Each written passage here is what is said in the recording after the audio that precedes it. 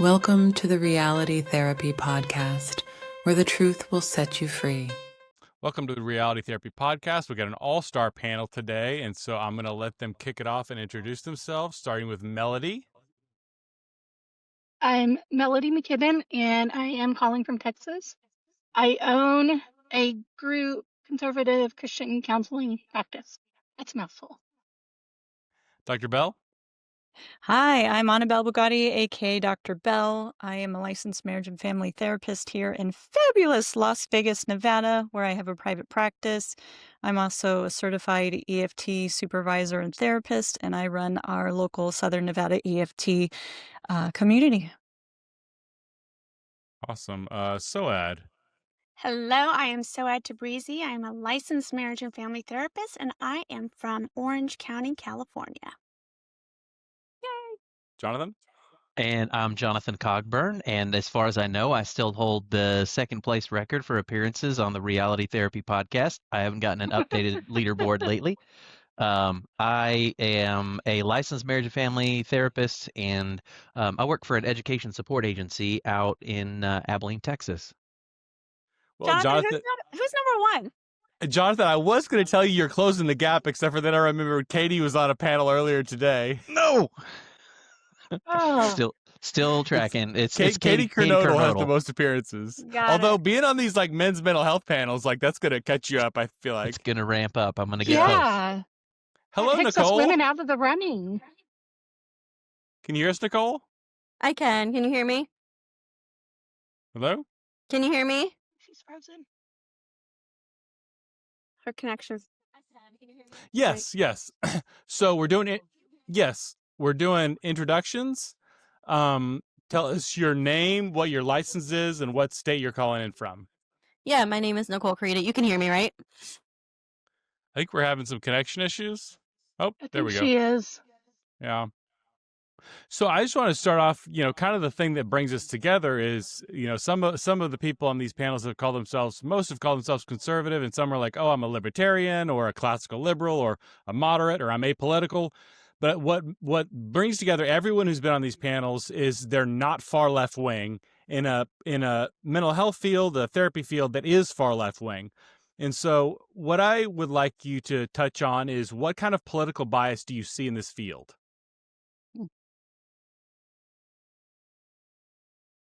We just jump in. Yeah. Like, where do we start? Personally, I see it more from colleagues than from clients.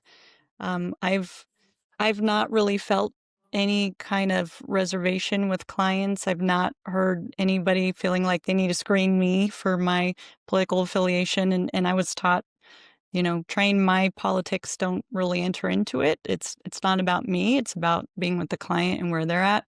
And yet with a lot of the other therapists, and I think specifically even politics have crossed over into some of our major affiliations like the AMFT and APA, and they're issuing these grand statements about what we should think and feel and policies that are affecting the trajectory of our sessions. Like I think it was the APA that issued a statement saying we no longer subscribe to the non-binary gender situation. So, it's almost like you all have to get online with that. And they were making statements about getting vaccinated. I mean, really putting a lot of stuff out there where it seems like it's gone from activism for things that support clients to actually taking political stances, and then the politics actually dictating policy and mental health for that matter. We used to live in a time where we understood the dangers and the lack of health in not foreclosing on an identity. And now it's, and helping people to function and cope and be in the world. And now it's, if you got a problem, it's the rest of the world who's the problem, and you don't need to change or fix it. And everyone else has to bend and adapt. And where now what we used to understand is some mental health disorders we're being told are no longer disorders. There's no problem, in fact. And instead of trying to sit with somebody in their story and their trauma and their pain and help them find healing and security. We're supposed to support decisions without questioning what goes behind it. So that's just one of many of the things I've seen. And already I'm like, oh, did I say too much? On an earlier panel, I made a joke. I was like, well, all of us have already said enough to get fired, depending on where you're at. So Right. Yeah. I just did a reel actually yesterday. There was maybe 2 days ago. There was a lady on Instagram, I think it was, and there's so many therapists now who have their own following, and they just put out a bunch of information that is very blanketed, which I don't like. I actually am very against a lot of the blanket statements they make about disorders and feelings and emotions and so forth and so on. I think each individual person is different, and I just don't think that you can really put everybody in a box. Nonetheless, that's a different topic. She put out there and said something along the lines of, I just don't know how you can be a Trump supporter and also then see clients who are struggling with sexual assault, because Trump himself is a convicted sexual assault person, whatever. Anyway, it was just, first, the fact is wrong that she stated, and then second, it was just like, how do the two even coincide? Like, how does that even work in that person's head? That just because I voted for, let's say he is somebody who was found guilty of sexually assaulting someone, and I do believe that she means the case with that lady. What's her name? Jean Claire, whatever, I forget. Carol, whatever. Not the porn star that he was paid? Not the porn star. Some other lady. E. The Jean older lady. Carroll. Thank you. And that's not that he was convicted of actually sexually assaulting her, that she was insulted in some way by what he said about her. And they, I think, would then skewed it. And forgive me, I could be totally saying it wrong, but I just know that he was not convicted for sexual assault. So anyway, I think that's what she was referring to. So it's like they have this idea that if we in any which way support this man, we have no rights whatsoever to help other people because we are tainted, we are skewed, we are demonic, we are horrible, we have no moral compass, we are not ethically sound, our license should be stripped from us. There's something definitely mentally wrong with us, and what we're going to do is nothing but harm our clients. I have been a Trump supporter since 2015. I have voted for him 3 times. I have yet to have a client tell me that I have harmed them in any which way because of my support for President Trump. But they continue to spew this nonsense that we are incapable of doing what we do. The mere fact that we circled something on a voting ballot and turned it in for just that alone. And that blows my mind. And it continues to blow my mind because it continues to happen. And just like you said, Dr. Belle, it is not from our clients. It is from our colleagues, our leftist colleagues. Yeah, most of our clients don't even know. I don't know if your clients know. Most of mine don't know who I voted for. Doesn't really come up. But it's also like, I think this new culture of cutoff, that if you've ever, somebody's ever done anything wrong or bad, like you just throw the baby out with the bathwater. And if we think that Trump did these things, then that means if you vote for him, you automatically support every sin that he ever committed. And that's what, they're making a lot of assumptions about what we must believe and the values we hold because we vote for somebody without ever asking us what we actually, what our values really are. Mm-hmm. Well, I've seen plenty of times where it's how can you see clients while you are actively voting against their rights? And they can never tell you what these rights are specifically. And it's just, not supposed to have a license because of that. And it's ridiculous. They're also enumerating power to Trump that he doesn't hold, that if policies are being made or things are being changed in the Supreme Court, that it's Trump's doing, even though he's not a Supreme Court justice. Remember, we have 3 chambers, and he actually doesn't hold as much power as people think that he does. Right. Yeah, I would just echo what Soad and what Dr. Belle and what Melody said. It maybe even goes a little bit further than that sometimes. What Melody was talking about with uh, as far as like the way that you're viewed, it made me think, well, it's sometimes it's just a policy. Like they can't ever articulate what the problem is with Trump's morality, with the philosophy behind any of his policies. And in the past, I've tried to bring up, oh, here's a policy that I agree with. Do you agree with that, or do you disagree with that? And most often, they won't even engage in that discussion. They cannot allow themselves to even look at a policy that, you know, 2 years ago they would have agreed completely with if the right person had said it. When the policy is what produces the outcome, not the person. And I just think that is so interesting. It's just it's part of the morality blindness that's there, or it's a tunnel vision of some kind. I don't know. Which is so ironic because if we don't eat vegan, then we're committing some moral infraction. But if we kill unborn children, that's not a moral infraction. Like, Right. okay, I don't know who comes up with these moral clauses. It's so wild to me because, I hear so often, if you voted for Donald Trump, you could not be a therapist because that means you don't believe in your client's right to live. Like you don't believe they should be allowed.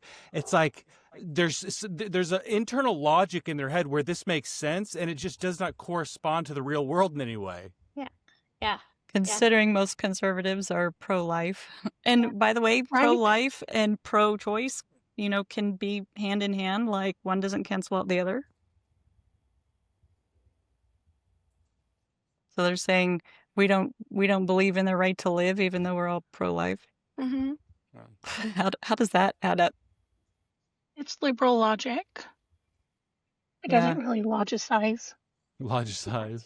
I So don't know if that's the right word, but Well, and have you seen, Ryan, I don't know if you've seen these articles coming out about Trump derangement syndrome, where people are just so upset over Trump. And it's like you read these articles and people don't even know how the government works. And it just shows there's a lot of deeper mental health issues there that somebody doesn't even know how to cope. And I do blame a lot of social media because information is in our face. It's rapidly changing. It's ever accessible versus, when the framers of the Constitution developed our framework, people had to wait a week for newspapers.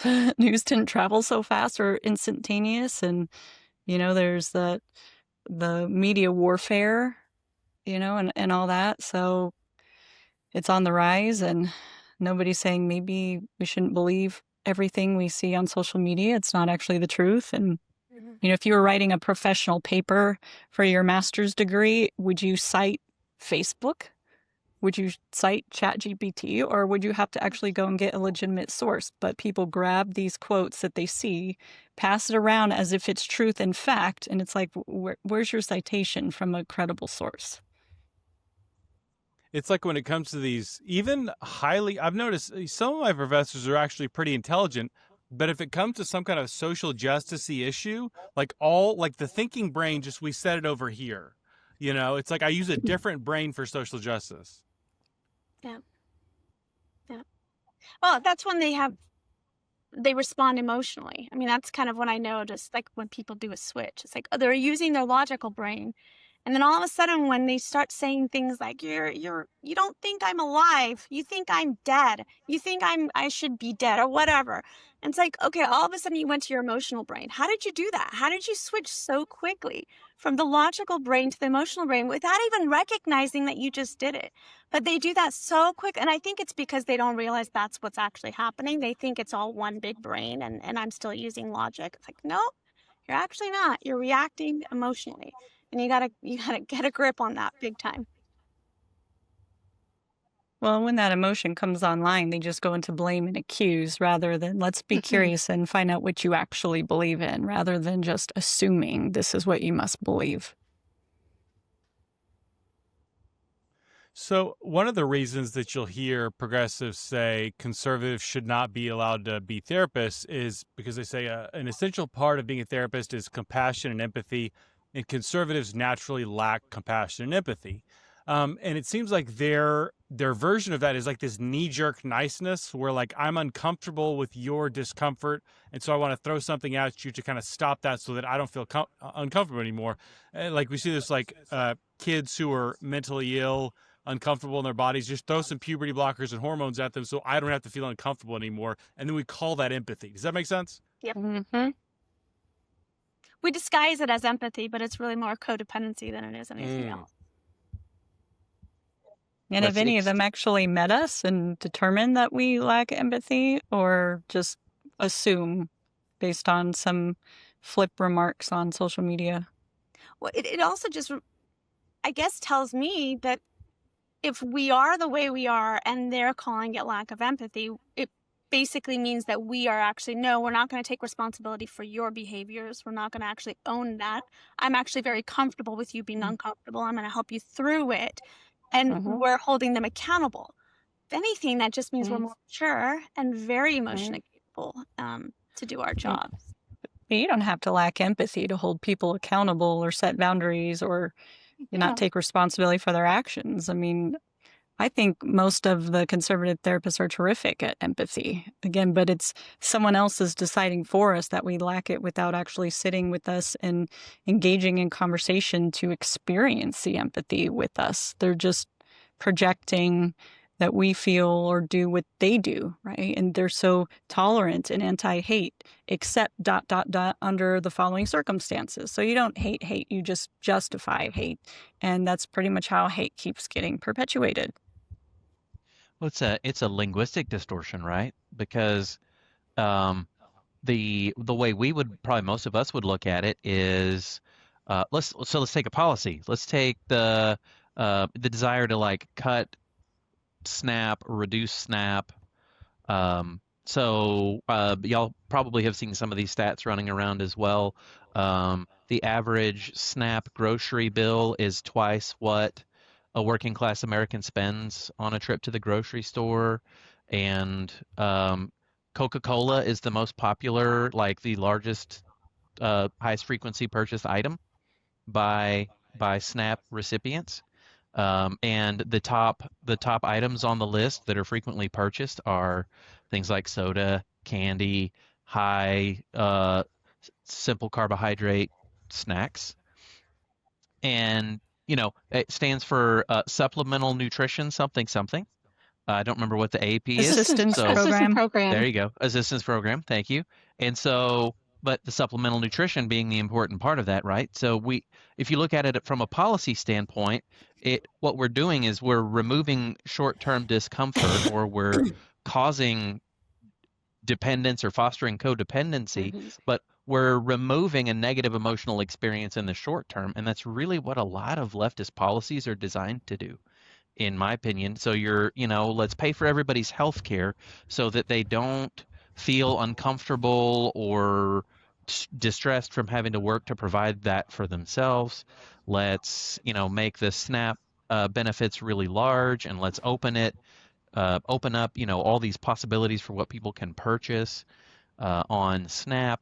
And so the linguistic distortion is it's empathy to give people these things, but it's not. It is, let's extinguish a negative emotion in the short term.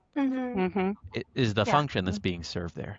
And the function that's being served in the long term, the negative function is, well, obesity rates are skyrocketing and people's health is terrible, and everything costs more for the rest of the population because we're printing money in order to provide all these subsidies, actually making things worse for everyone in the long run, including the people who are receiving the benefit. And it's not unempathic to look at the numerical data attached to that and go, okay, I see it's like there's a short-term benefit, but man, the long-term costs are huge. But it's just not okay in that world to even bring those things up or question that. And I don't know too many conservative therapists that are against food stamps. I think, again, it's more about boundaries. Most of us do believe in helping our nation's poor, those who actually can't provide for themselves. But there's many people who possess the ability to gain meaningful employment, yet we have a system that enables them to not, that they can just kind of stay at home and not, I mean, yes, there are exceptions to that where you have a single mom in certain areas where she's working, you know, double shifts just to barely make ends meet, and the cost of groceries is going up. You know, but we're also talking about not giving away benefits to people who don't pay into our taxation system. That's simple math. You know, it becomes a drain on the system because where does the money come from? We're giving out more money than is coming in. So I think, in my opinion, this is, again, just what I perceive is a lot of the conservative therapists that I know is we're about giving a hand up, not a handout, that, you know, it should be temporary assistance to help somebody while we empower them to gain resources, to become self-sustaining and sufficient. And, you know, it's to teach a man to fish versus give a man a fish. You know that saying, if you give a man a fish, he'll eat for a day. If you teach a man to fish, he'll eat for the rest of his life. So, you know, you might need to give him a fish while you're teaching him to fish, but eventually the goal is that he'll learn to fish and fish for himself, and you don't have to keep giving it to him where possible and able. And it seems like we're also in a country where we're more than willing to make excuses for people to not be independent and self-sustaining and to keep people in this victim mentality. I think to kind of build off something Jonathan was saying, and Annabelle as well, Dr. Belle, you know, I think it's the difference between short-term compassion versus long-term compassion. So I had a good friend of mine who was a heroin addict, and every time he got dope sick from withdrawals, he would go to his mother and say, "Mom, I'm sick. I need a little money," and she would give him money to go buy heroin. And kind of from the short-term empathetic perspective, I see someone I love hurting. I want to make that hurt stop. So let's just do something quick. This little band-aid to make the hurt stop. A long-term rational perspective is giving my son money for drugs is not a good idea. And I think from a lot of the conservative versus progressive public policies, you see a lot of that same kind of dichotomy as well. And I'm thinking in the therapy office, my client says something, it might not be true, it might be causing problems in their life, but I want to stop that discomfort, so I'm going to validate them, I'm going to affirm them. Right? Does that make sense? Mm-hmm. And again, what you describe as textbook codependency. It's textbook of I need to make this room comfortable for me, and you are making it very uncomfortable for me. So I need to fix this so that we're all comfortable. And if that means I have to enable you in whatever behavior it is I'm enabling you in, so be it. I will enable you. That is fine, because then all of us in this room can be comfortable and everyone's okay and happy, and we all have great feelings and emotions, because at the end of the day, that's all we always care about. Yeah. Let me tie it let me tie it to Ryan's favorite intervention modality, which is harm reduction. Just I thought you were going to say pursuer distancer. No. Well, I can bring that up later. I'll sneak a pursuer distancer observation in here somewhere. It does tie into that. I can tie it into that if you like. Now that you mentioned that, thanks for the opportunity. What is that? But think about harm reduction. Why can't we tell someone it is maladaptive to use drugs to provide an escape from an inner emotional experience that they are carrying around with them? That seems to be at the root of concern. It's like, if I suggest to them that's bad, then that's going to reinforce the problem, or it's going to in some way cause them to flee from me and not receive my help anymore. So it's like the implicit message is I cannot criticize the person in any way or point out obvious negative consequences of their behavior. And so that's kind of yet another policy that's tied here. I've got to protect them from short-term negative emotional experience of calling out a behavior that's causing them a problem. And so pursuer distancer is tied in there because we are taking on the role of the overfunctioner or the pursuer by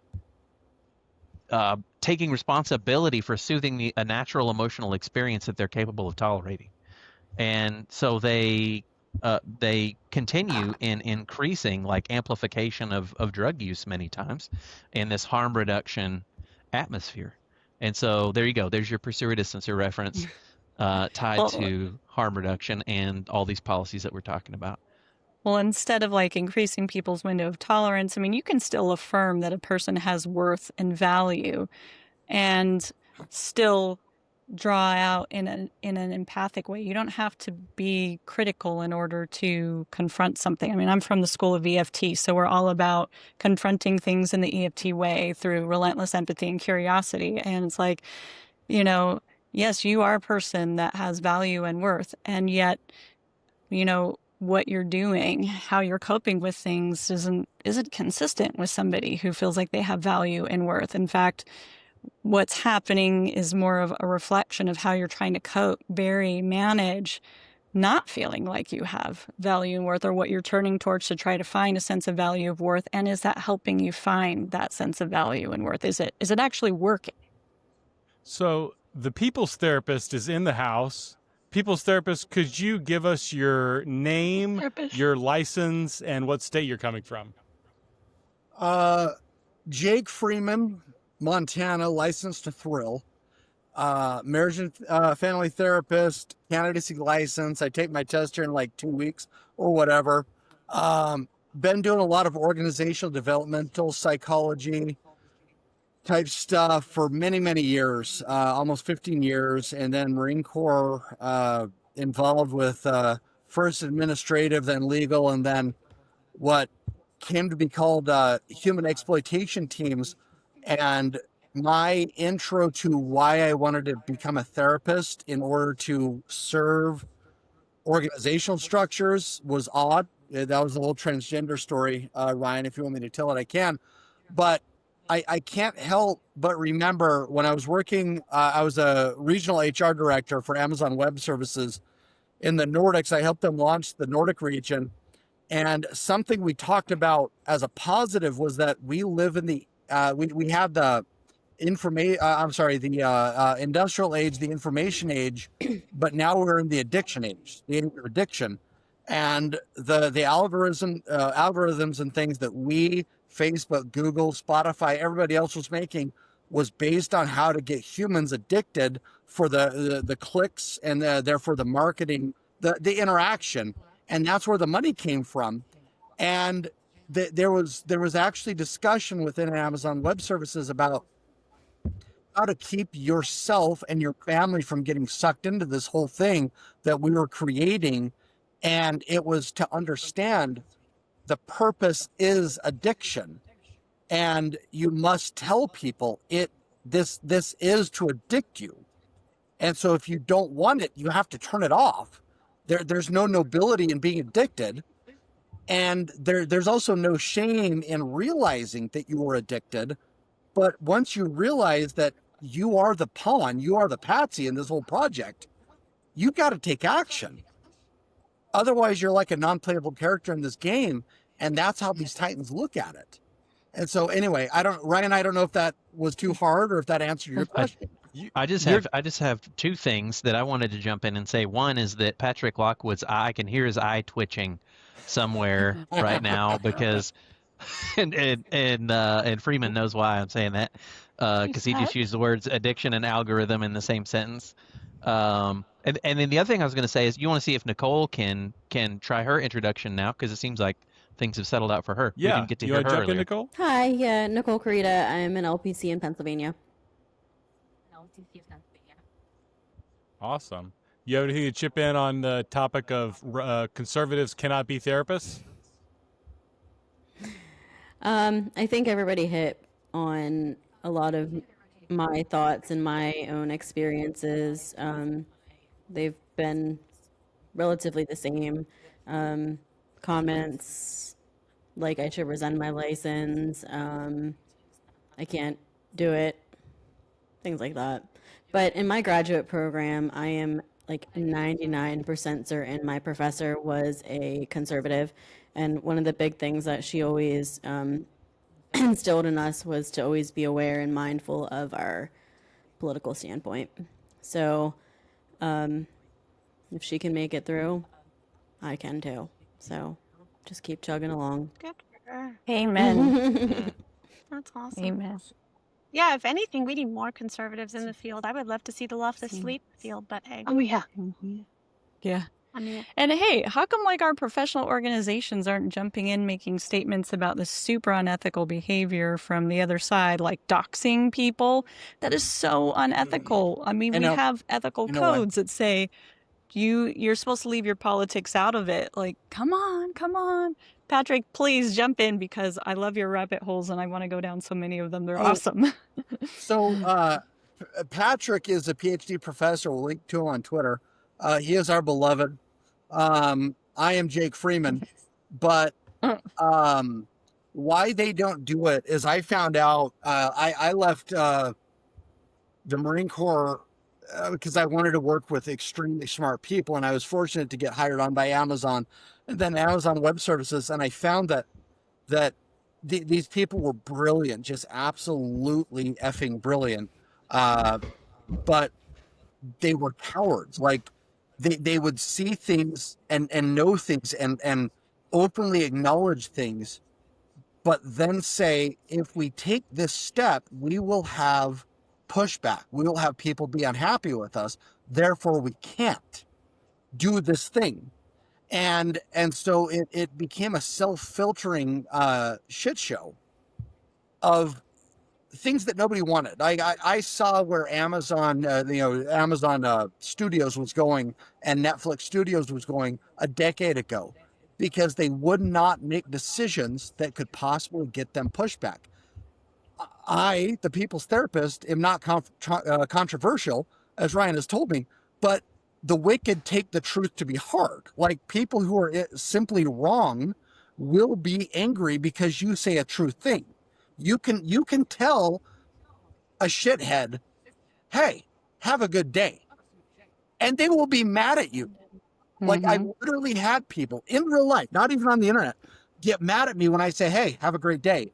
And they say, have a great day according to who? What is your privilege? It's like, no, I'm not. You're not a real thing. You're not a real person. You're an automaton of hate. I won't do this with you. In fact, You're I'm just a going to hate balloon. infuriate you until you explode.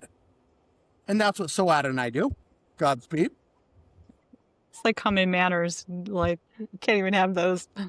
No, I think like we're past that. We're long past that. So anyway, no, guys, we are in Jake, Melody? you're amazing, by the way. We love you. well, I was just going to say that, working with clients that may have the gender dysphoria, it's the only mental illness that we are expected to encourage the delusions. Like, we're not going to tell a schizophrenic, okay, it's okay for you to go jump off the roof because you can fly if you think hard enough about it, We're not going to tell them, listen to those voices that are telling you to kill people. We're not going to encourage that. We would lose our license. And yet we're supposed to encourage, kids getting body parts chopped off or, whatever else. It's insane. They can't vote else. or rent a car, but they can make decisions about permanently altering their gender when they're still in the formulation stages. Did anybody dig very deeply into the HHS report that came out the last couple of days yet? Not yet. I scanned it. Yeah. I saw a lot of us either quote tweeting it or dropping it in Right. comment threads in our groups, and I know I think that's a good little subtopic for us, and that Melody's has rightly steered us into. My reaction to it is I'm very glad to see a government agency formally denounce the practice from a scientific perspective. That has been long overdue. There's been scientific evidence, but it's been considered fringe up to this point. So that's on the one hand. On the other hand, my reaction is that is a first win in a very long ideological war. It's the turning of the tide of the war, but there is a lot of ground that has got to be taken up still on that. It'll be I quote tweeted it, that main tweet that was running around yesterday, and I said we can't think for a minute that all is won or that woke is dead as a result of this, because it will go underground in states even like Texas, where it's illegal to do, there's still underground operations going on, and there are states that will persist in the wrongness for months or years as long as they're allowed to. Jonathan, You if got I something, may, Jake? I had the benefit of having an old dude who he was anybody remember the John Bircher Society? Yeah. All right. He was a Bircher until they got a little nuts. I met him in the late 90s because he was like, hey, look, I left the Birchers in the 80s because I thought they were nuts. But now that, here we are, they were making a lot of sense, actually. Not the way they described it, but they were making a lot of sense. Like a lot of the things they were talking about is here. Wait, Jake, tell us who the Birchers are for those of us that don't know. What's that? What? Tell us who the Birchers The John are. Birch Society. I don't know what that is. John Birch, the John Birch Society was like a super ultra conservative, right, anti-communist, but it was kind of a social movement. And you could be a member of it, and they were predicting basically they were predicting like the communist Marxist infiltration of U.S. politics and society, and the things they were saying in the 60s and 70s and 80s were so far-fetched. Like they were talking crazy stuff, like the government will suddenly start coming against religious people, like they would try to force your children to be gay or transgender. They would infiltrate the schools. They would cut off medical care for you if you didn't agree with what the government was saying. Absolutely crazy stuff that's never happened, not even once. That's amazing. How did they predict that? That's awesome. So this guy was like, this is too crazy. I can't be along with this. Well, in the late 90s, he was like, okay, I'm starting to see what they were talking about. And he said something. I don't remember the rest of the things he said, but he said, Jacob, what you have to remember is, one, nothing built on a foundation of lies has any lasting value. And two, it's hard to be a righteous person, not man, he said person, because his wife was also amazing. He said, it's hard to be a righteous person because truth takes an extremely long time to come out. And you don't understand why you're taking a stance on something until many, many years later when you find out when the opposition was lying, not just wrong, not like they had a misunderstanding, but lying. And with the transgender thing, I've been so adamant against it because I moved to Montana from Sweden. I'm fluent in Swedish, and I'm very fluent in Scandinavian cultures, Swedish specifically, Norwegian, Danish, but then the culture of Finland. And studies have come out of Finland and Norway specifically, where 10 years ago they were already calling the shots on gender affirming care, that it literally simply wasn't working. It literally wasn't working. So their nationalized health care was cutting it off. And when I tried to bring that up in my graduate programs here in America, I was a racist, fascist, Nazi, homosexual, Catholic, Baptist, Muslim. Like whatever they could throw at me, that's what I was. That tracks. Right. And it was like, guys, no, I'm not an American jingoist. I'm not an American pro-Trump fascist. I'm a member of a Swedish labor union who speaks Swedish, who's just telling you what they're saying. And they looked at me like I was like the most redneck trailer park retard in the world. And that's when I realized this has nothing to do with truth. Anyway, go on, Ryan. Sorry. Yeah, no, I wanted to build off what you and Jonathan were saying. Jonathan brought up the HHS study, and you brought there's big I think lit reviews or meta-analysis coming out of Sweden and Finland. There's the CAST review out of the UK. Plus, there's the WPATH files, which shows that the people pushing this knew what the harms were the whole time. I was on a podcast with Sasha Ayad talking about this. And I'm nerding out on all this stuff, and she goes, Ryan, I agree the research is on our side, but she said, I don't need research to tell me chemically castrating children is wrong. Amen. And it's something just clicked with me, yes, there's a lot of research supporting our position here, but really you shouldn't need research to say, running these bizarre medical experiments on children, you shouldn't do that, Right. I agree. Yeah. It's silly because it's the only reason why the research came in is from the other side to prove that their ideology is right. So we're going to do all this research just so that we can prove we're actually on the right side. So what we've done is then go, okay, now we've got to come up with all the research and prove that they're wrong. It's like, no, let them destroy themselves. This is not just like Jake was saying, it's going to crumble because it's a lie. And it's just going to fall, and we're all going to sit here and we're going to hold on to the truth. We're going to believe in the truth. We don't necessarily need to go find all these scientific facts. We know what's right and wrong. And their lie is just going to fall in front of their face, and we're going to be the ones still there on our foundation, built strong, God supporting us, because we know what's reality and we know what's truth. They are scrambling to make us look like we're the lunatics. They have to prove otherwise. They have to go against the grain. So let them come up with their funny tests and studies and research, because none of that's going to make any sense as well. We've looked at some of those things and go, you've done a poll of 25 people. How is that research? What are you even doing here? And it's not even double blind. Like, these are volunteers that just came in. Like, I'll do it. And then you're like, okay, that's my research. That's not research. So again, just let them make a fool out of themselves. Jake, I know you raised your hand about something I said. Well, so I raised my hand because I know you have that Iranian background and I've got that Afghanistan background. The problem with dealing with these Marxist lunatics is you and I we all, I think, and then the people listening to us, we use words to establish like an ontological truth, like that we all can agree on. Whereas these Marxist types, and also cluster B types, funnily enough, my God, as I'm getting into the doctrines of things, Kernberg, they use words not to establish truth, but to create power in the moment. And as soon as it changes, like the facts change and no longer back them up, they immediately move to something else and something else and something else. We, as the conservatives, it feels like the traditionalists, the people who want society to last another 1,000 years, it's as though we're always on the back foot because we're like, aha, but sir, if you would only look at the facts, you will agree that this is the fact. They don't care.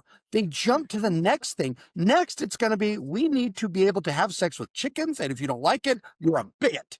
And suddenly, we're arguing. It's not that having sex with chickens is wrong. They're like, aha, but now you're just flexing, and you're quoting chapter 1 or chapter 2 of The Righteous Mind by Jonathan Haidt, I'm pretty sure. Well, it's that corner they like to weave us in. So when did you stop beating your wife or your husband? Right. And if you say, well, I never beat them, so you deny beating them then, it's like there's no right answer. And, Jake, to your point, it kind of goes back to what you said about working at Amazon, with people who are become not viable players. And it's sort of the sense of, isn't that what they want?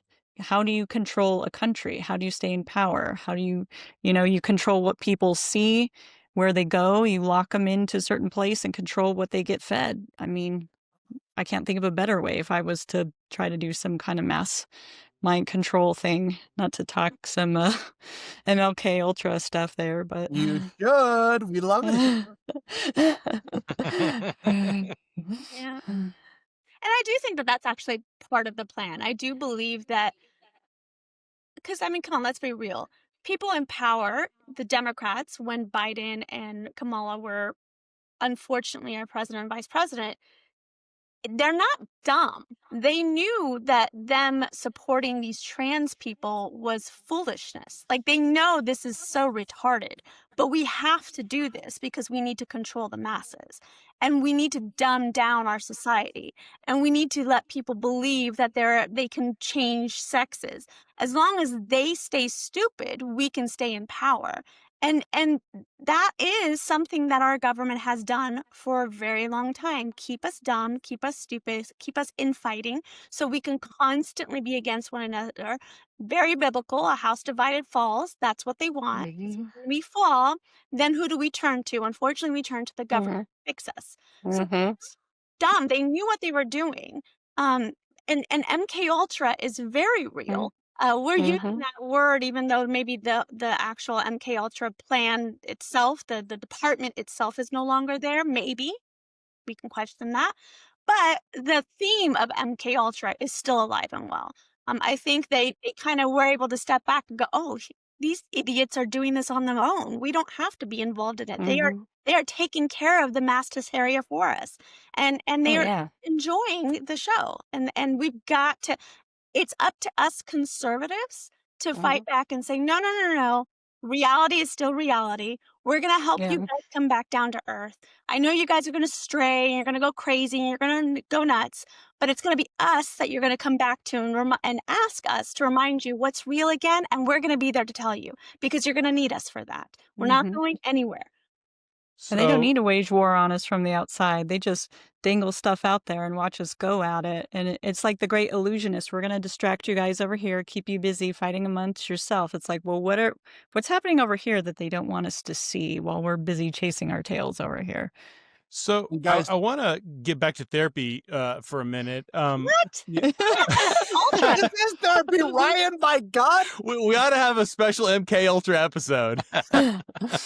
No, so one of the reasons that the mainstream progressive big therapy says that conservatives cannot be therapists is because their values do not align with the values of the field. And what the therapy profession has essentially done has pushed aside the values of a majority of Americans. What values do you think you bring to the table that currently the mental health and therapy profession is ignoring? The ability to sit with someone else who has a different background, experience, worldview, and be with them and not put my own self into it and So like help them. literally, Dr. Jonathan Haidt, peace be upon him, uh, he talked about in his book that conservatives and libertarians, more so conservatives, but libertarians too, had the ability through his moral foundation psychology. They could look at the care, they could look at the fairness, the authority, the purity, the equality, the proportionality. They could look at the liberty, the honor, the ownership, and compare somebody to all those traits. And they were the only ones versus liberals who could accurately and fairly describe their opponent's views, whereas liberals only can see fairness and equality, nothing else. And guys, I use the shit out of this stuff. I literally, on a whiteboard in my office, when I have a new couple on their second session, I write down moral foundations reasoning, and then I write down all of the 6 indexes of conflict, of moral conflict. And then I have the man and the woman, or the woman and the woman, or the man and the man, whoever they are. I ask them specific questions based on each index, and then we rate where they fall. Sometimes they're together, and sometimes they're far apart. I can accurately predict every single time where all of their couples fights are, their relational fights are, because they're oppositional on these indexes. They never have fights on the things that they agree with. And so every one of my couples, that's what I do. And the reason why conservative therapists are great is because we can understand the entire gamut of human logic, philosophy, instead of some nitnoid immediate need sort of focus, which is good. Dr. Jonathan Haidt, peace be upon him, also said that you have to have liberals in your society, like 20 percentile, because otherwise nothing gets pushed forward into the future. But you have to have conservative types that keep you from knocking the house down to build a better house. And you can Amen. build a better house, by the way. Anyway, go on. I was Amen. going to say, we do want a better house. It's not that we don't, we're not willing to risk everything to gamble the house in order to Right. build a better house. We take conservative risks, but it's still important to move forward. Well, can I explain a little bit? I'm a licensed general contractor too.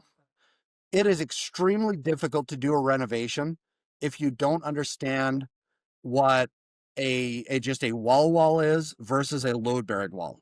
If you want to open up a room, and you go in and just cut out a load-bearing wall, the entire structure collapses on top of you and you Mhm. die.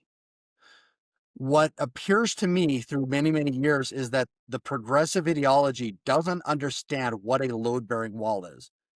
Ipso facto family, ipso facto gender. Conservatives understand what a family is, understand what gender is, and so we are very slowly, iteratively able to improve things, whereas chaos and incohesion like Detroit, Chicago, uh, downtown Los Angeles, San Francisco, Seattle, literally people are dying on the streets of drug overdoses after sexually assaulting children in their camps that are government funded. Like, this is hell because they don't understand family, they don't understand gender, and they don't understand, basic rule of law sort of things. Anyway, load-bearing walls must be respected. They are very tough and take a lot of engineering skill to cut out. You can, but not the average day-to-day contractor. Yeah, when I used the phrase morality blindness earlier, I was referring to those concepts that Jake was just talking about. And while Jake was talking, I pulled up. I don't have the uh, morality continuum memorized as well as Jake does, I don't think. But here's an example. One of the continuums he aligns to is loyalty versus betrayal. And this is a moral foundation that people on the left have been shown not to operate out of. And so connect that idea back to what Jake was saying just a little while ago about seeking power in the moment. Loyalty can be to principles and beliefs and values, and also to people. And so if you're not operating out of that moral foundation, you're not morally motivated to maintain loyalty to beliefs or value in the moment when the opportunity presents itself to seek power. So there's just one more concrete example of how morality blindness works and why all of those, just to let me connect a little further to the metaphor there, those six moral foundations are they're the load-bearing walls of the house. And whether you acknowledge that they're load-bearing walls in that house or not, you still need them in order for the house to not fall down on you. Mhm. So one of the things that you also hear about is conservatives could not be therapists or could not be good therapists because they lack multicultural competencies.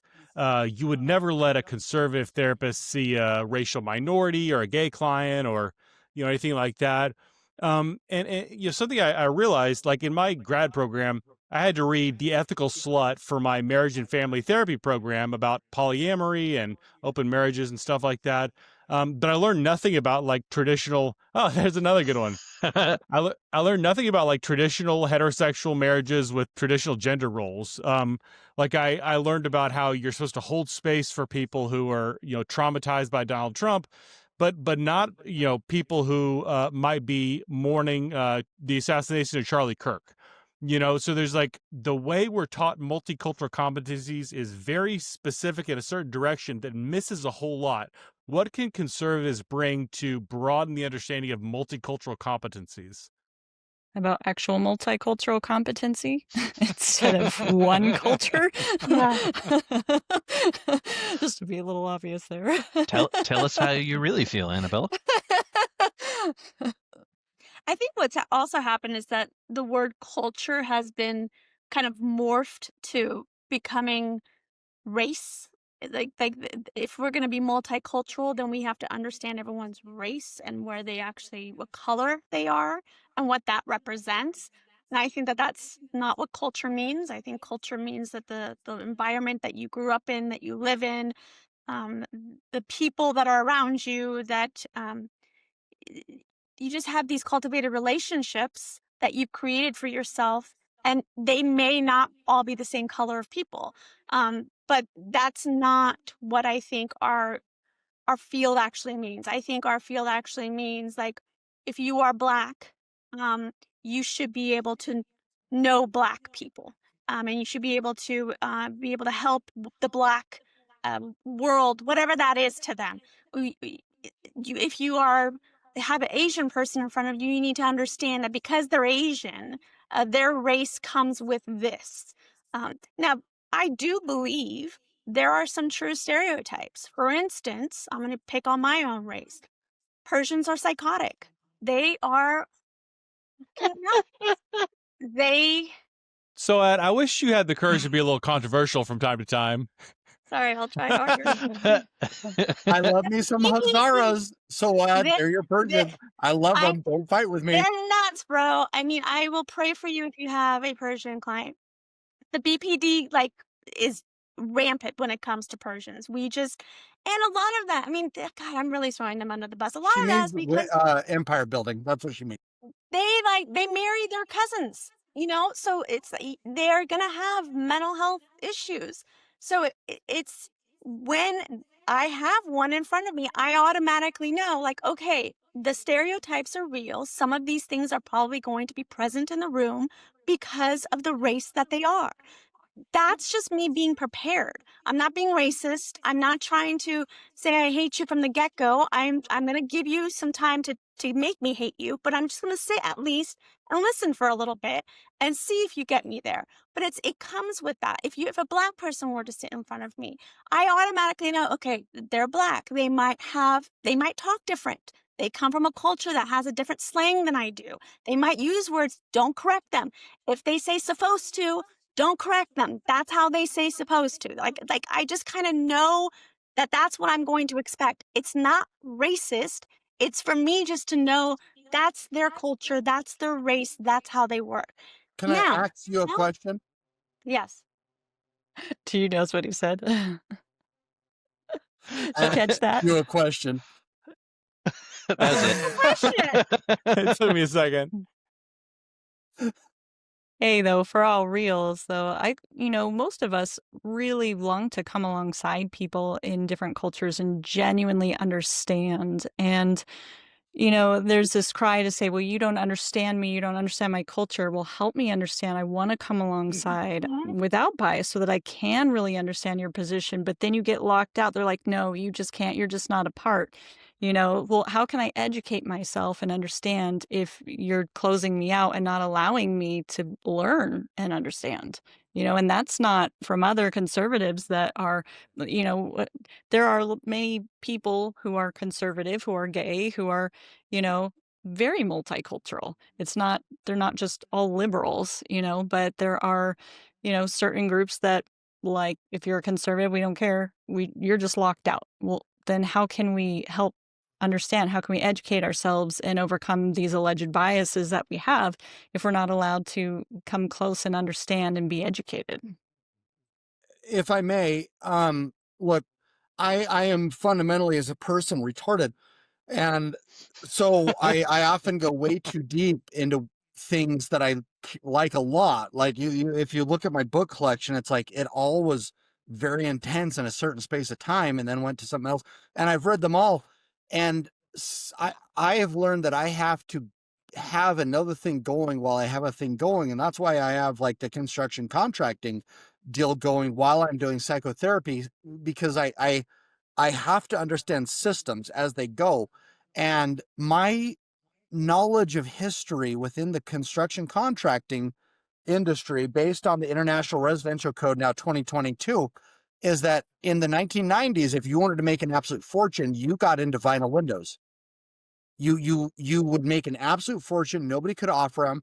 And now they're in Lowe's and Home Depot. If you wanted to make in the early 2000s an absolute fortune, you got into finished basements. And now all of that material is in Lowe's and Home Depot.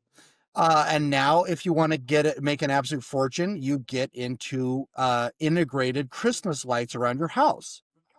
Very soon that's going to be in Lowe's and Home Depot. Why do I say all this? When I was growing up in the 90s, it was anorexia and bulimia. And then after that, it was some sort of multiple personalities.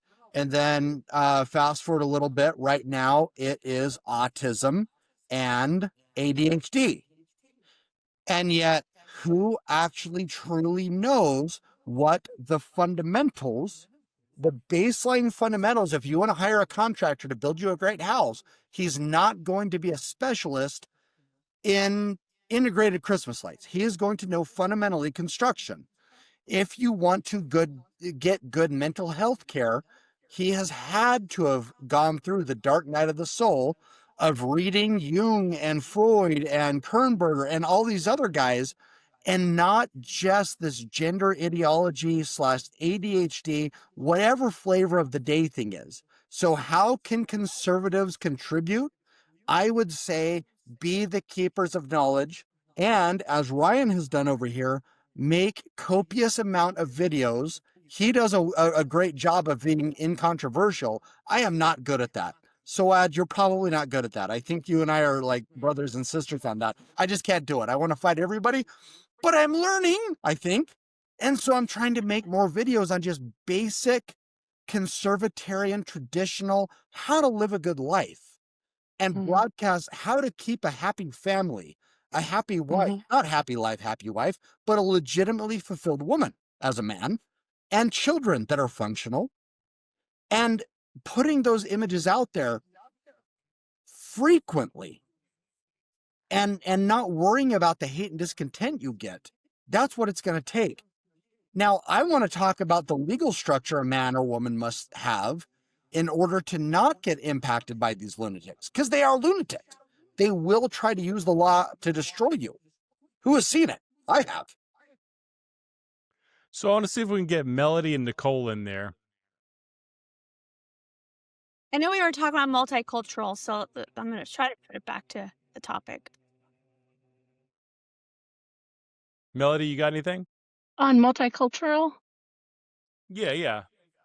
I think that, we talk about racism and we talk about all of this.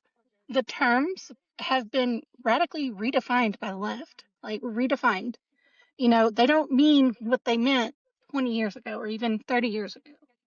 Now it's racist if you disagree with the homosexual lifestyle. Like, they just changed meanings. And then there's all the made up words, homophobe, bigots, all that, that has become kind of the replacement vocabulary. And, racism is bad. We know that. We can all agree that true racism is bad. It should not happen. But it's not racism to say, I think that there are two genders, male and female, and you can't change your gender. But the left would, go into the whole, that's racism. That's, all of this. And so it's just, I think terms have been redefined. I agree And with terms that. also have been given marked as such a bad thing. For instance, I talked about this before. I talked about how shame, we can't shame us. Don't shame me into this. Don't shame me into that. And it's like, well, no, hold on. Some shame is good. Doesn't mean that we have to completely get rid of shame. But we've taken so many words and made it like such a horrible thing. I'm not saying be a racist and it's okay sometimes. No. But there's certain things where it's like, for instance, I talked about stereotypes. I'm like, stereotypes are real. Sure, maybe some stereotypes are nasty and gross, and maybe we need to like not point those out, maybe sometimes, but they're real. Like, there's nothing wrong with saying this person acts like this, and a lot of people of that race act that like, or a lot of people of this skin color act like that. And I think that's what we've done is we've created this like, it's either black or white. And it's like, no, I'm not going to let you put me in a box like that. It's not black and white like that. Sometimes anxiety is actually a good thing. I don't always have to not feel anxiety. Sometimes that's helping me to protect myself. And the left has completely taken all of these terms and said, we believe that we must all feel this way. And if we oppose that, you're wrong. It's like, what? Now we're in a box. If you're Yeah. conservative, Yeah. it must mean this. Nicole, you want to jump in here?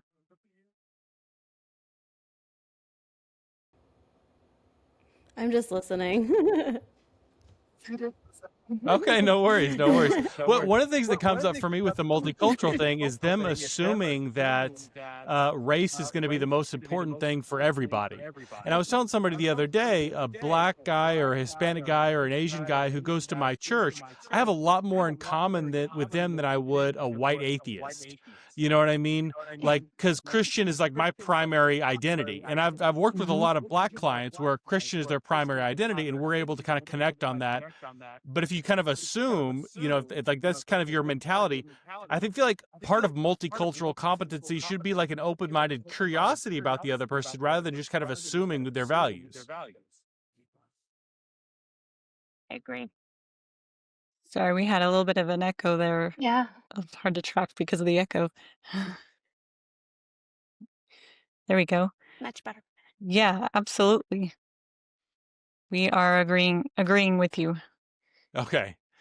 Yeah, I mean, for instance, just like even within this panel, I am Middle Eastern, obviously, but I connect with all of you more than I would with my own folks. You know what I mean? It's has nothing to do with race. It has Right. to do with the But they're assuming because we look white or maybe are white that we could not have any possible way of relating to somebody else, or they're making a lot of assumptions about who we are, how we can relate, or our own walk of life, our experiences, which may or may not even be true. Like so many of us come from far more diverse backgrounds than people would realize, but because of the way we look on the outside, which wasn't, that one of the original definitions of racism is when you judge somebody by the outside and hold that against them without getting to know their character, right? And that's what's being done back. But of course, it's not racism if it's done against that majority. Well, I feel like there's a sense of according hypocrisy. to nowadays the definition.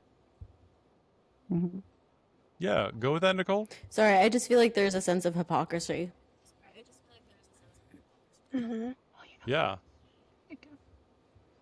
I mean, that's pretty much the leftist hypocrisy, yes. It's their standard We've operating procedure. been talking about the hypocrisy of the left since, I'm 43, since the 90s. And I think within the last 5 years or so, there's been a realization that, if anybody here said something and then a little while later said something completely oppositional and they said, aha, but that's your hypocrisy, there would be like oh, okay, sorry, yeah, no, I'm not in alignment with my own values. That would work on us. But I think every person has to have a good understanding Shaking his book. Marxism, because words are not meant to come to a determination of what ontological truth is. Words are simply, literally only meant to accrue power. And as soon as that power dissipates, they have to use new words. And Soad, you saw that in Iran with the Marxist revolution there. We saw that in Afghanistan. We're seeing that right now. And so calling these people, this thing out on hypocrisy, that's not a bug. It is the literal feature. And I'm looking around at my schizo stack of books here, because Dr. Lifton, I think his name was, he handsomely researched American prisoners of war that were returned that had gotten brainwashed. I'm talking American, colonels and others that were brainwashed by the communist Chinese, and then they unbrainwashed them. And he wrote a series of books in the 50s and 60s on what that took. And then on how the Chinese government, the Chinese communist government, how they had literally industrialized what he called ideological thought reform. The closest translation he could come up with from Chinese to English was brainwashing. That's why we call it brainwashing. And it literally is happening. And so, Nicole, I worry that it's not about pointing out hypocrisy at all. They know it. They don't care. They don't care. This is why when they say, you need to support trans kids, and you're like, well, but I think these kids are actually probably autistic and need to get treated such, and then they won't be trans. And then the next week they say, Charlie Kirk deserved to die. I hope many more of you die. And you're like, wait, what? That's bad. And they're like, no, it's called being an empathetic person. And you're like, what? But that dichotomy of like wicked logic. Right. It's only empathy if they have it, but no one else. Hey, Right. I'm a conservative therapist who actually wrote a book on empathy, literally through. But you know what you guys all are saying is so true. You know, they're using emotional discomfort as the driver here. If it doesn't feel good, then don't do it. Right. Even though we know discomfort is the language of growth, but everyone's trying to mask, numb, you know, and if it doesn't feel good, then it must not be right. So let's not eat our vegetables or work out or do anything that might be healthy for us because it's going to cause us to feel uncomfortable, or hear any dose of the truth, even if it's said with love. Jonathan, do you have something? Yeah, so I was looking down here for a while because I was digging around looking for a tweet. I had something poetic strike me one time, and it was inspired by our first conversation, actually, Ryan. And so I wrote it down in a tweet. The mosaic diversity of individuals is worth celebrating, and doing so erases no one's identity. Amen. And so many times it seems like the argument is collective identity is the only identity that exists, and if you bring up individual identity, you're somehow invalidating whatever collective identity is there. What's actually happening is you're making that argument, you're erasing individual identity for the sake of collective identity, and you've overfunctioned for your voting base, and you've encouraged them to outsource their moral decision making, you know, to you as the leadership, Mhm. if you're in the political leadership structure there. And so this whole idea of when I was on Ryan's podcast the very first time, we were talking about this cultural diversity training question, and I'll retell a story because I don't think all of you have heard it. It's a good story. I was a hospice chaplain for 2 years, and we were taught, we have a lot of Hispanic Catholics, and Hispanic is the term they prefer. And so we have like Hispanic Cap, but it's like Not Latinx. Catholicism. You No, mean no, they Latinx? don't. They go, Latinx. huh? What? Huh? No. It's like this kind of Santeria influence Catholicism. So there's some Santeria type mysticism that's connected to it, and so they told us, so if you're in a Hispanic family's home and their loved one dies, you're going to want to open a window, because they believe that if you open a window, then the person's soul or spirit is able to leave and go to heaven or purgatory or wherever it is that they believe that souls go when a person dies. And if you don't open a window, then their soul, their spirit can be trapped, and that's when you end up with the house is haunted, there's ghosts, there's torment for that person because they can't get to where they need to go. And so I saw it very commonly. Many did believe this, and I showed up to a patient death one day at an apartment kind of right in the middle of town, and the family was all there, and they had been already grieving together a little bit. I asked the adult child who lived there, hey, I know that a lot of families feel like it's important to open a window when a loved one dies. And I just remembered a part that I didn't tell you on the podcast, right? She goes, "What, are you hot or something?" Like, no. And I was like, "Oh, no. I just have interacted with a good number of families, and they believe that it's important to open a window for the soul of the spirit of the loved one." And she's like, "Dude, we're Baptists." Like, okay. This like cultural, like, it's a collective identity definition. It only gets you so far. Every person is a microculture of variation, and you can get kind of into a good neighborhood. A better question that I could have asked in that situation, rather than assuming that she wanted the window open, would be to ask, hey, are there any like rites or rituals that are really important to you that should be, done at the time of a loved one's passing that I could help with? That's a much more open-ended question, much better therapeutic question that could have led me to the answer to the question without looking so silly and you and white her boy? asking, What do you know? if I know. Her asking, "What are you hot or something?" No. So Jonathan, anyway, I gotta tell you, like, look, I started my therapy thing because I think I've told everybody like why I got into the therapeutic community and why it was so weird for me when I first went into therapy as a non-therapist. So I came to Montana here and got my therapeutic licensure because I was going to make a meat party. Like, man, it was going to be a sausage fest. It was going to be me and dudes all the time. And imagine my surprise when I got a surprising, I'm talking 30 or 40% of my clientele was lesbians. In So here's me Montana? and lesbians sitting in a room. And here's why I was popular, to come to find out, is I would tell them, they would come in, I would have two chicks sitting on the couch, be like, look, I'm going to make a bunch of softball assumptions about you guys, and they're going to be wrong. And I'm going to tell you straight up, here's what I think is going on, and it's going to be via negativa. I'm going to tell you what I think is going on, and you've got to aggressively say, no, that ain't it. And by taking away what isn't, we're going to find out very quickly what is. And over time, the feedback I got on why I was effective with my damn lesbians was that they would say, every other therapist we've come into, they didn't talk to us in any kind of negative way. It was like championing, like, oh my God, thank you so much for coming to me. I'm so honored to be with a diverse couple like this. They didn't treat us like we were real people with real problems.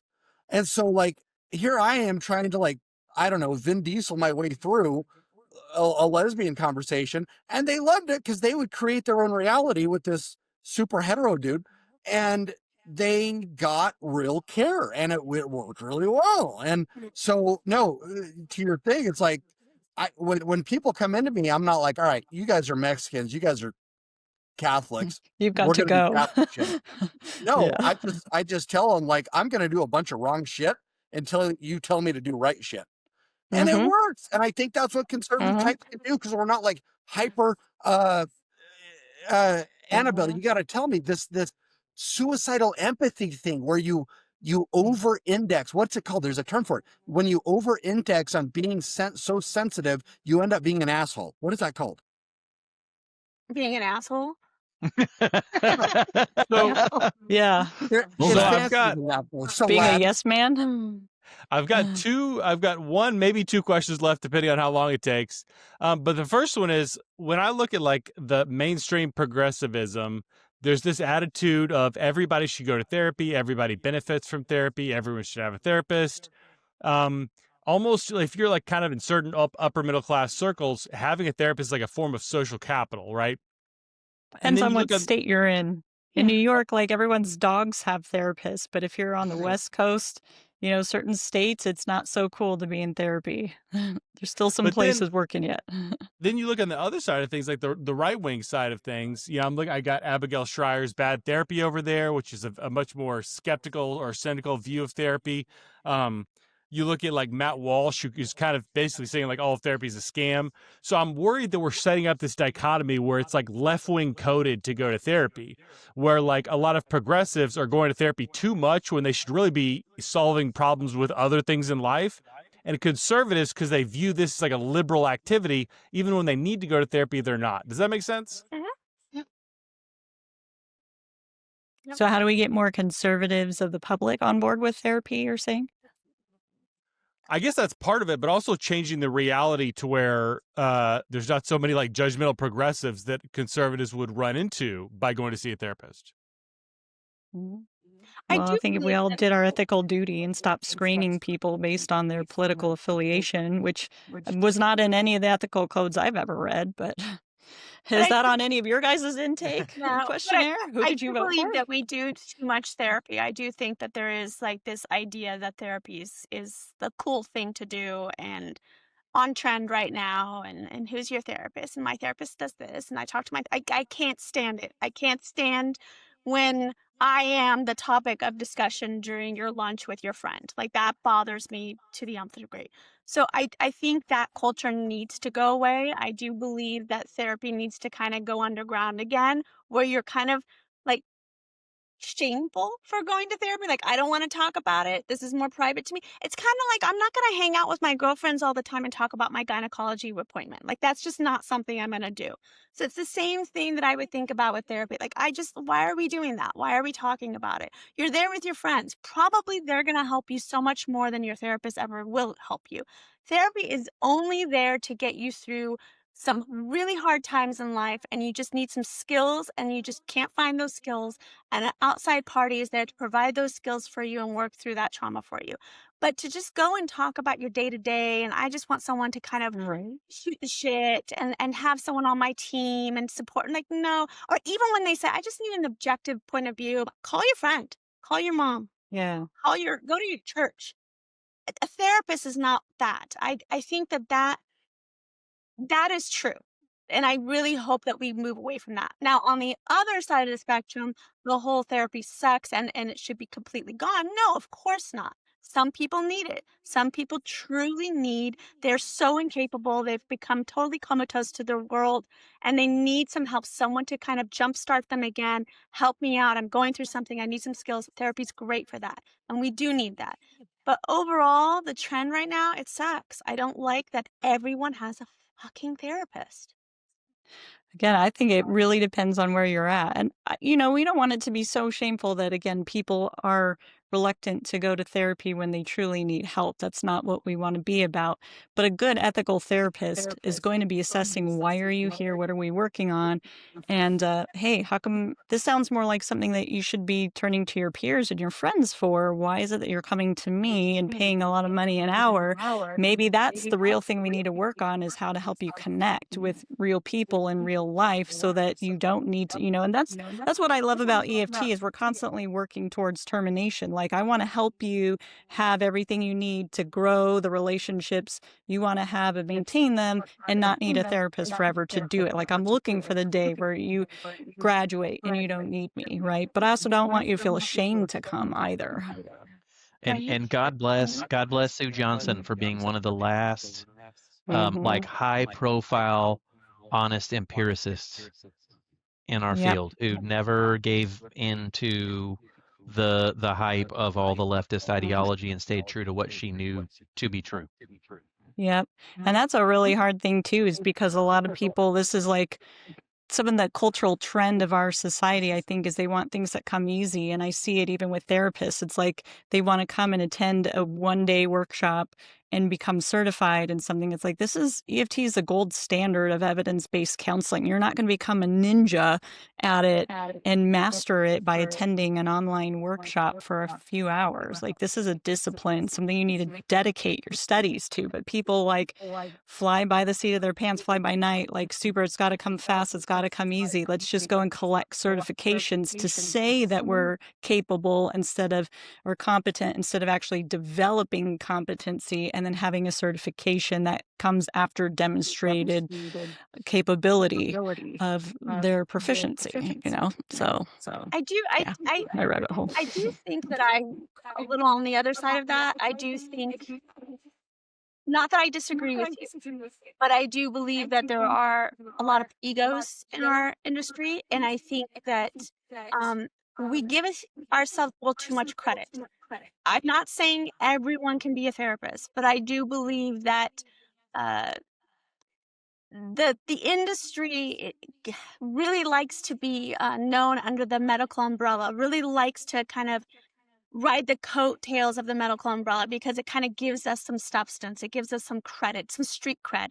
And I think that we really sometimes need to like chill and understand, like, what we do is really just communicate and help others communicate. And again, it's not to discredit what we do. I think it's wonderful, and all the schooling and training, fine, whatever. But there are some people, I think, who are just naturally gifted. And if they were just to go get certificates to do it, they'd be just fine. Because they just have that talent. They know how to interact with someone. They know how to listen well. They have some compassion. They can work through it. I do think we kind of hold ourselves at this high standards a little too much at times, and I'm always just a little weary about that. It's like, we talk to people and we listen, and truly, that's why I'm very comfortable saying your friend can do that for you. Your friend can 100% talk to you and listen. probably will do a better job than I will, because I tippy toe around you because I'm so afraid to insult you at times. Your friend won't. Your friend won't give a shit. Your friend will tell you as it is, and sometimes that's what we need. But I'm only pushing back because I do want to also just say that there is another side that I do believe that we kind of have this ego in our system, and I want to bring us down a notch sometimes. Well, yeah, Speaking no, of, I think we're kind of saying the same thing. It's not a either or. I think a great and wise person can be a great therapist, whether they strive towards certification or not. But again, because of the ego reasons, it's kind of the same thing. People pursuing certifications when they really haven't developed proficiency or competency, because everyone wants to be seen as special and gifted, and they're really not. And so they're just getting paper without really investing in actually being wise, developed, adept, just to say that they're special and gifted rather than actually doing the work, walking the talk, doing the discipline and studying, so Agreed. yeah. Jonathan, I sorry. want to.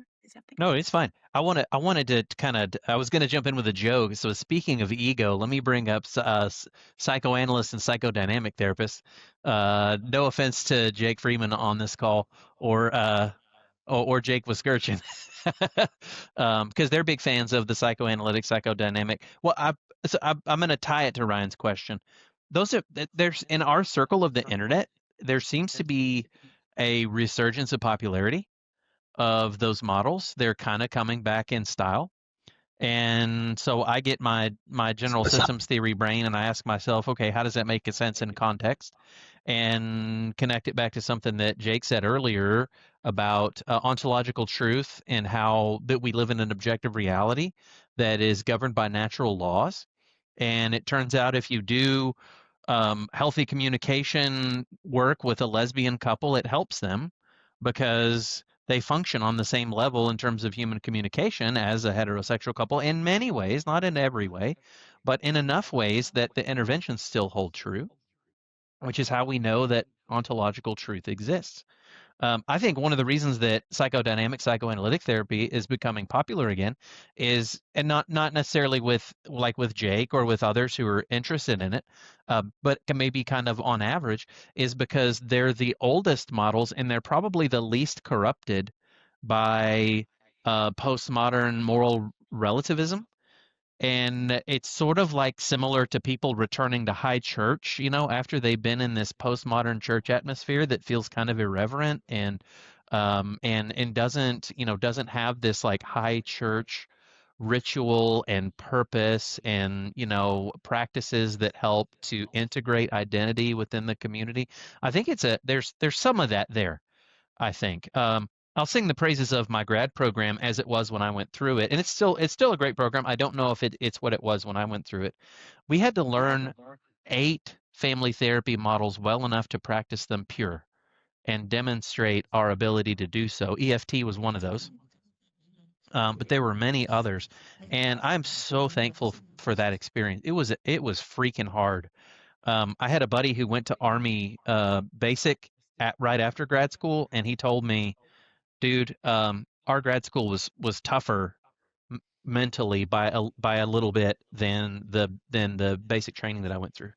And I didn't have that frame of reference, but I was like, holy cow, that's amazing.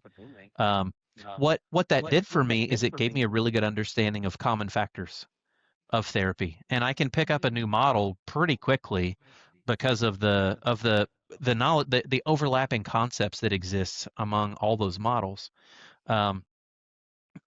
So I'm saying all this to get back to a main point, which is that in all of this politicization of therapy, we've lost a vision for clinical excellence. And we need a renaissance of pursuit of clinical excellence, whether that is picking up psychodynamic therapy for the first time and learning some of those concepts and integrating that into the common factors interventions that I use in an integrative approach to therapy, or whether that is integrating models I know well. The axioms, the first axioms I learned in grad school were theory drives practice. Trust your theory. But those theories have to be rooted in ontological truth to be effective. And so clinical excellence and devotion to ontological truth is what we need to champion. Actually, a Freeman, really people's good therapist. point, but a lot of people don't stick to one theory. They just throw spaghetti at the wall and see what sticks. Yes. I'm glad you asked, Annabelle, because I have a story about that. First off, Yay! Jonathan, everything, literally everything you can think of is easier than Army basic training. Marine Corps, harder. Army, fake and gay. I believe you. What do the Marines call the Army? Bullet stoppers? Yeah, we don't even talk about them. They talk about us. I used to be Never married to a heard of soldier, them. so. Anyway, two things. I've had quite a few middle-aged women clients, and this is, I think, is something towards what Soad, there she is on my screen, had talked about, is that they came to me very unhappy with their lives, their husbands, their kids, their jobs, all the things, just all the things. And because I'm a conservatarian and I love me some women and I love me some just reality, I tuned in. I asked them, have you had a hormone panel at all? And they said no, and blah, blah, blah. And I asked them to describe some things. And I'm not a hormonalist. I don't know what you call it. But I asked them to get a hormone panel, a big boy hormone panel that, could reveal some things. But I also asked them, while they're doing that, to get into specifically Pilates. I have had no less than a half dozen of my female clients quit therapy with me because Pilates solved all of the problems that they were facing. Both their weight, their unhappiness, their low mood, all of it. They didn't need psychotherapy. They needed to address essentially perimenopause. Now, I'm not a endocrinologist, I think it's called. I'm not going to address that. What I will address is the fact that we are all essentially glorified peasants with supercomputers in our hands, and we really need to be working in the fields a lot, but we can't, we don't. And so our bodies are really unhappy and our minds are screaming. So we have to get into things that are physically hard, which is one of the reasons why I have a physically hard side job, because I know otherwise I'll go crazy. 2, in terms of psychotherapy from a conservatarian, which is a conservative libertarian, and the psychoanalytic thing, Jonathan, thank you for pointing that out. Yeah. Many, many years ago, I was part of a panel where a man had been brought to us, and this isn't HIPAA related. It wasn't one of my clients, et cetera, but he was losing the family ranch that his family had owned for over 100 years because of economics. And he was absolutely depressed.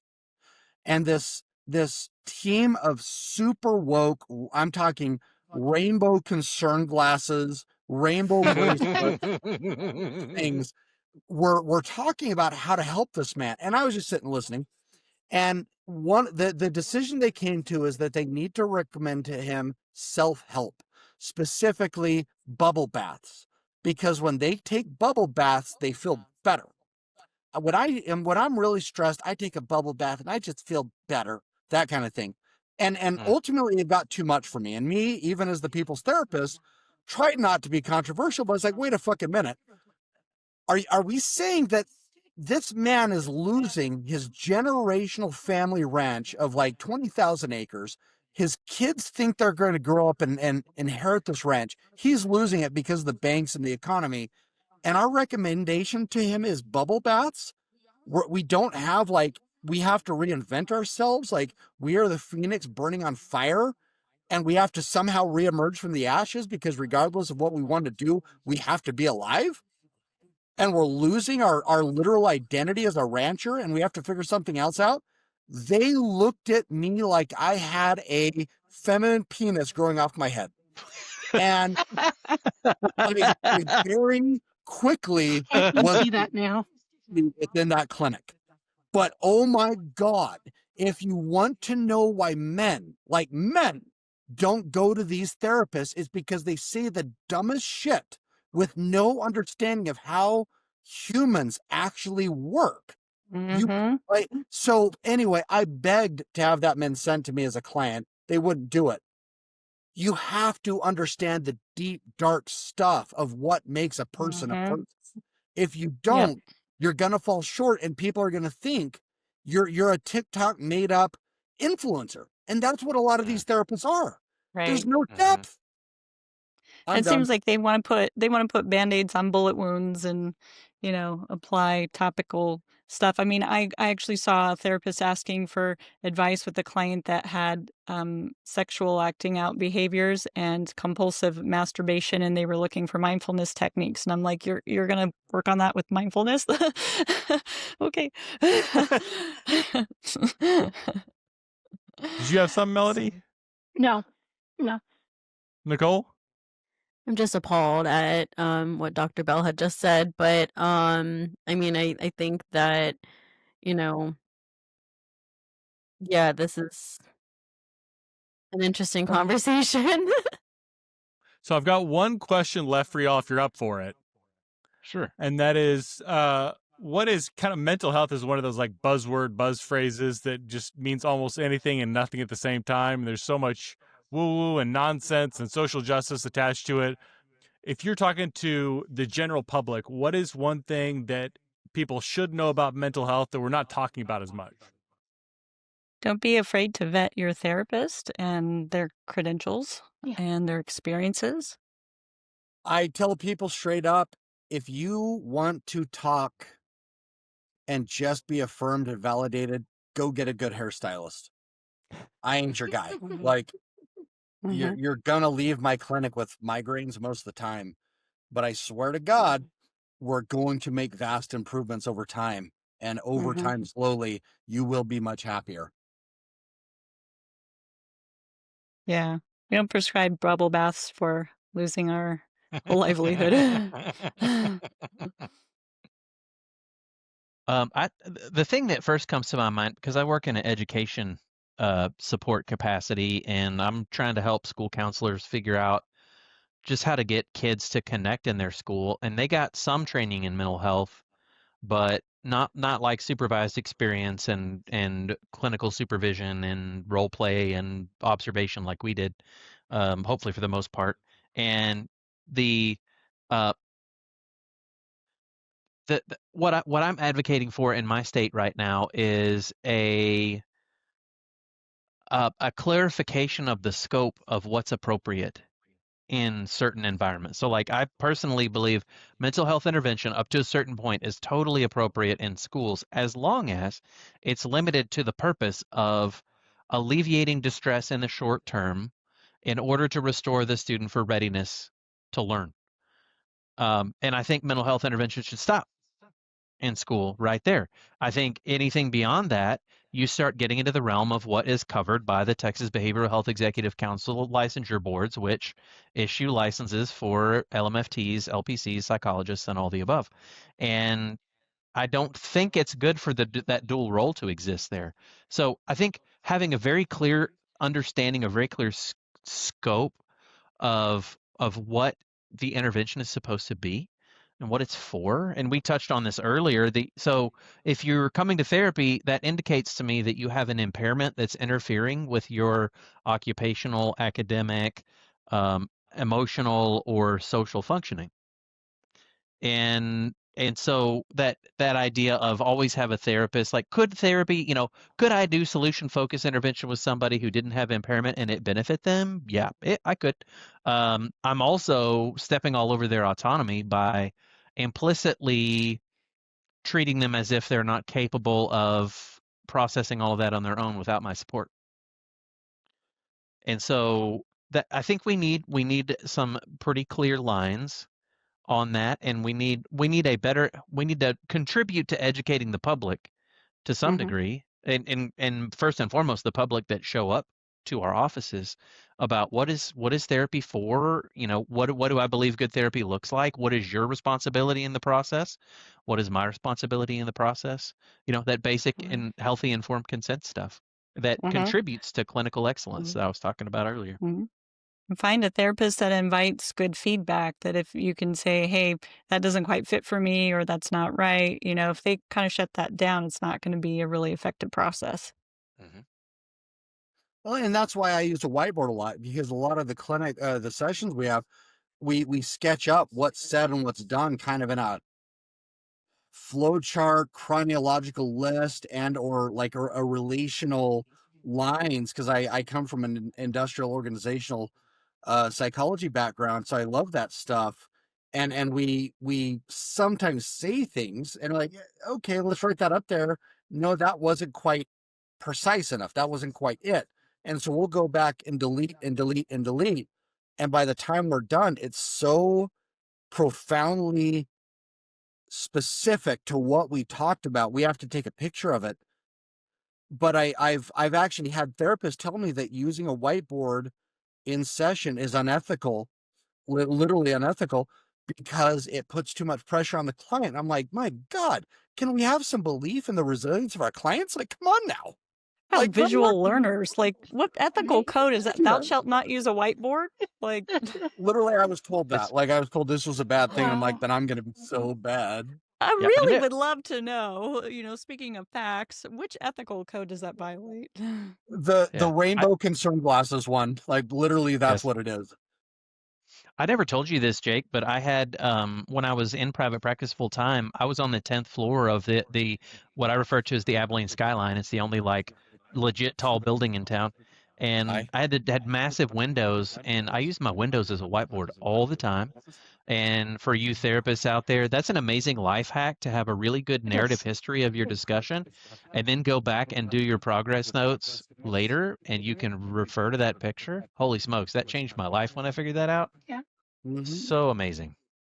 Yeah, because people lie It all the made time, and they don't mean they're lying. Mhm. They don't mean to lie. They just say Mhm. shit that they're like, they'll say it, but they've got to give it a life so they can give it a name, so they can give it a death. And as soon as it's Mhm. said and it's out there, they're like, yeah, that wasn't it.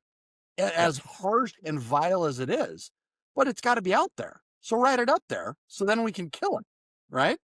My Mhm. opinion. I don't think it's Melody? important to find a therapist that's promoting healthy relationships, that's advocating for you to build relationships, not destroy, cut off. I mean, we're not saying don't set boundaries, but a lot of people are too quick to cut people out without having real conversations about, hey, can we come together to try to build, co-create a healthy relationship? So find a therapist that's helping you have agency and build healthy relationships, not trying to cut you off and isolate you from people. Annabelle, that's the current craziness, isn't it? Like how many therapists on know, TikTok and right? other places, it's like everybody who's toxic should be cut off. Mhm. And all Yep. that does, like we are a social animal. I think it was Plato that said we're a political animal. What do you mean we're a social animal? If you as a human being cut everybody off around you who gives you the ouchy feelings, the yucky feelings sometimes, Mhm. you're going to die miserably and young with cats that stink and eat. And so Yes. I implore people, like they'll be like, my mother, my father is a narcissist, they're this or that. I'm like, yeah, they're probably just somewhere in the borderline organization as per Kernberg over here. Bring them on in. Let's bring them in. Let's have a party. And sometimes they do, sometimes they don't. But it's doubting your doubts a lot of times has to be recommended to clients, that you have to doubt your doubts and deal with your own shadow nonsense before you can actually integrate with another person and have a great relationship. Right. My God. Are Well, you the quoting answer isn't somebody? always just cut people off. It's, hey, let's have conversations and say, hey, this needs to be different. Can we work on building something better, rather than you're just toxic? Because a lot of people don't realize they might be the toxic person. And if all we do is cut people off instead of having conversations, people will never be told what they need to learn in order to grow. And we have all the science that tells us about how dangerous all the isolation and disconnection is, yet we keep as a culture trying to advocate for more disconnection. It's, yeah. Hey, but Are if you we quoting can somebody, keep them in Jake? therapy forever, we can make their pockets hurt. Yeah. That's Melody, kinda, do you have something? Yeah, I did. I think one thing that people should know is that, and I encounter this with my specialty of BPD, but you can't go to a therapist and treat it like a fast food joint. You can't come in saying, I need this diagnosis, because I get that all the time. People, for some reason, want to be diagnosed with BPD. Not sure why, other than it's just a trend right now, I suppose. But it's like, and then I explain to them, this is an assessment process. This could take months. And it's like they're almost wanting a certificate hey, I'm certified to have DPD or PTSD or whatever it is. And so that's one thing I would want the public to know is, go in with an open mind and don't treat the therapist like they're McDonald's, We don't just, ethical therapists don't just pencil whip diagnoses because a client wants one, Yeah. They're not mills. Right. People have asked me to write letters for their mental health, emotional support animal. And I'm like, well, your animal has yet to make an appearance in our therapy, so I can't stand behind that yet. So. Hey, Jake, when you said doubt your doubts earlier, were you quoting somebody or was that a Jakeism? Jakeism. I've got nothing, Jonathan. I am always Okay. quoting somebody. Let's just say that. Okay. Well, the reason I ask is because it was very Ericksonian. I felt like his utilization concept of let's take energy that's there and throw it into a paradox, or tap into it, reframe it as a strength, and use it to get the client in motion. That's a very cool phrase. I want to take that one with me. Doubt your doubts. You got to doubt your No, doubts. it was actually from a Christian religious leader about the modern era of science and secularism and trying to square up like biblical whatever with merging science and physics and chemistry. And it was a very old man, and his recommendation was like, look, most all of the concerns that were offered when I was a young man have been solved essentially by apologetics, mostly. There's a lot more, but he said essentially, like, if you, whether it be in faith or relationships, you have to learn to doubt your doubts, because your doubts will take you down roads and paths that you will regret. You can go down them because they're new, they're exciting until you're trapped and at a dead end. So doubt your doubts. And I remember that from the 90s, and I was like, that is a hell of a concept. Yep. Until you're a seminary student who's graduating as an atheist is where that ends up sometimes. You need to doubt your doubts. And so I won't say much about this, but I will say becoming a therapist saved my faith as a reforming seminary student. Yeah. That's very interesting to me. And it was because of a similar concept to doubt your doubts. Dude, we should just get on gave a me- group chat or something and talk about this stuff. Yeah, You guys are brilliant. Jake, I think Awesome. you just synthesized everybody else's wisdom from over the years into a compilation of like awesome Jakeisms. Yep. Jakeisms. That's why Ryan Awesome. hires me and pays me the big bucks. It's true. It's true. People's therapist. In fact, you get over half of the salary that comes from reality therapy goes to you. and I buy fine copper furnishings with it. Yeah. Well, guys, this was a fascinating conversation. Love talking to y'all. Y'all are amazing. Agree. Thank you for having us. And Thank rock. you. Always.